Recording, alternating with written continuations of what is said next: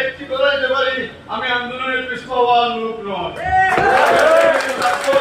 আন্দোলন করব এবং আমাদের সাথে একটি অপোজিশন আছে, এরা বিভিন্ন জায়গায় যায়, আমাদের বিরুদ্ধে হাইকোর্টে কেস করছে, মন্ত্রণালয়ে কেস করছে, আপিল করছে, করতেই আছে। এরা সংখ্যায় 2 বা 3 জন বা 4 জন, এর বেশি নয়।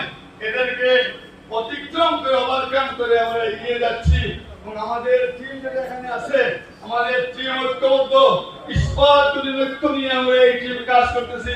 আমরা দৃঢ় বিশ্বাস করি ঐক্য থাকলে আর কোন বিষয় নয়, আমরা ঐক্যবদ্ধভাবে কাজ করবো।